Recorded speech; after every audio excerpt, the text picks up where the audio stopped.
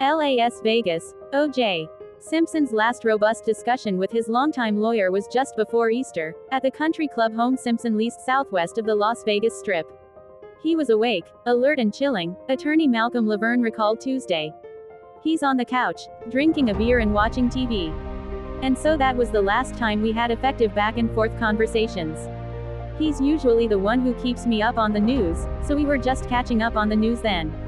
About a week later, on April 5, a doctor said Simpson was transitioning, as LaVergne described it. The last time LaVergne visited, last week, Simpson only had strength to ask for water and to choose to watch a TV golf tournament instead of a tennis match. Of course he chose golf, LaVergne told the Associated Press in an interview. He was an absolute golf fanatic. Simpson died April 10, after being diagnosed last year with prostate cancer. He was 76. A post the following day from Simpson's family on X, formerly Twitter, said Simpson succumbed to his battle with cancer, while surrounded by his children and grandchildren. However, LaVergne said Tuesday just one person was with Simpson when he died, identified by the attorney only as a close family member. He declined to say who it was.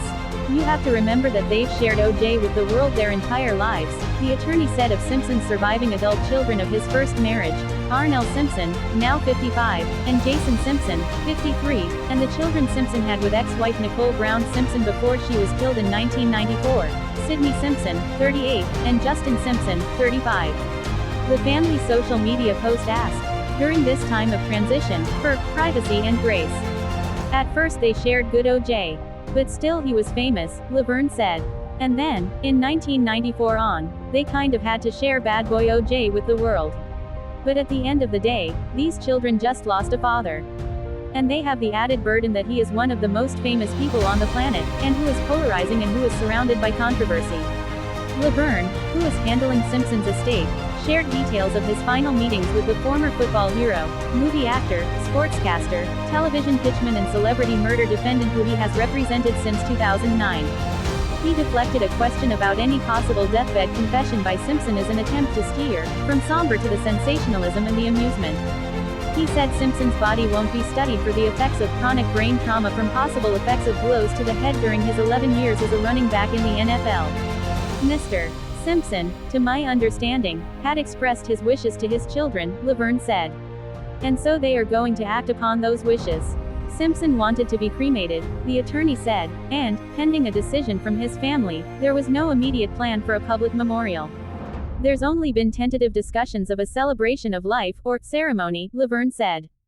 The attorney filed Simpson's last will and testament in Nevada State Court 2 days after his death, naming Simpson's 4 children as the only beneficiaries of his estate. He said details of a family trust are yet to be filed. The attorney would not put a value on the estate, but said Simpson did not own a home in states where he had lived, including Nevada, California and Florida. He said accounts were still being tallied. Simpson famously was acquitted of criminal charges alleging he stabbed his ex-wife and her friend, Ronald Goldman, to death in 1994 in Los Angeles. Those proceedings in California in 1996 became known as the trial of the century. Simpson was found liable for the deaths in 1997 by a California civil court jury. In Las Vegas, Simpson went to prison in 2008 for 9 years after being found guilty of armed robbery in a 2007 encounter at a casino hotel with 2 collectibles dealers. He lived a golf and country club lifestyle since his release from prison in October 2017, sometimes offering social media posts about sports and golf. His last message was February 11, wearing a San Francisco 49ers jersey and predicting his old team would defeat the Kansas City Chiefs in Super Bowl 58. The Chiefs won. LaVergne acknowledged that Simpson died without paying the families of Simpson's slain ex-wife and Goldman the bulk of a $33.5 million judgment they were awarded in the 1997 civil liability case. Attorney David Cook, representing the Goldman family, said Tuesday that he thought the judgment owed today, including unpaid interest, is more than $114 million. LaVergne said last week the Goldmans wouldn't get a penny of Simpson's assets, and then backtracked. He said Tuesday he believed the amount owed was more than $200 million. He said Simpson's assets won't amount to that. They're going to be invited to view my homework, he said of the Goldman and Brown families. I want to show them what I have with the caveat that if they believe something else is out there, they're going to have to use their own attorneys, their own resources, to try and chase down that pot of gold.